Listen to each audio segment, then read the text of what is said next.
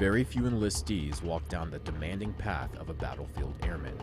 But for a 60-year-old chief, his historical 41-year legacy of this selfless dedication to service is just his way of life. We're a tenth of 1% of the Air Force's population. I mean, we're ground combatants. We're the outliers when you look at the overall mission of the Air Force. I get it. Slightly high. All right, come on out. We have a very specific task, and that is to kill the enemy, destroy his ability to fight, save American lives, and bring them home reunited with their families. So that hasn't wavered since I came in '74. At age 60, Chief Kester is the oldest and longest-serving pararescueman in United States Air Force history. So back then we didn't have the internet or computers, and it was a whole lot better time. And you actually had to talk face-to-face. You know, worst case, you'd pick up the phone. Back in the day, PJ candidates or students would come from the school over to basic training, and they'd show you a 16mm movie, live footage shot over in Vietnam at the time of different rescue missions. So they'd play that little movie for you. They show of hands, anybody want to try out? Of course, you had no idea what you're getting into. Okay, just stand by, babe. We're coming in to get you. Stand by. They say, come meet us at the pool on Saturday, we'll give you a PT test. Hold your hover. Hold your hover. And I came in with the intention to be a jet engine mechanic for 4 years, and that was it. And I don't know what happened along the way, but here I am.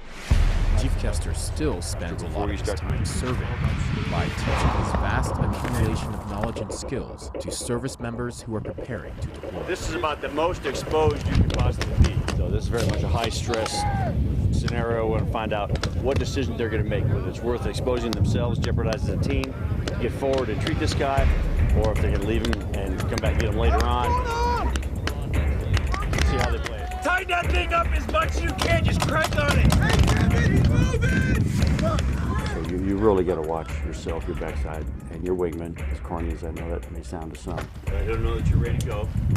You've got to be on your toes all the time, eyes up, head on swivel, looking out for yourself and your teammates, and doing the right thing, both home station as well as in the deployment. Along with battlefield tactics, skills, and survival techniques, Kester believes the connection between the loved ones at home and the brothers in the field are all of equal importance. Two different lives that you live. You just try and maintain a balance. Sometimes it gets a little bit insane because no one's ever happy, because your family at home never really understands what it is you do until they go to a ceremony or they meet some of the old guys that you served with and they start talking about their experiences. And then there's the guys that you work with who really don't have a grasp of what it is like to be a family man, or a grandfather in my case. Most of the guys, the airmen that I deployed with, were younger than all of my kids. So that is kind of different. It's always a juggling act. You know how every James Bond movie starts out? Guy jumps out of an airplane, and he's coming down, he's fighting his way down, airchute lands right on the spot he needs to land on. Somehow he's on skis, he skis down 2 mountain passes, takes out a couple of bad guys, then he ends up in the water, he's scuba diving through the water, comes up with a sniper rifle, takes out a couple of other people. And the next thing you know, he saves the damsel in distress, the world's all great, and 007 is a winner again. That's how I think it should be. General Hawk Carlisle, ACC commander, said he was more than honored to preside over Chief Kester's retirement ceremony.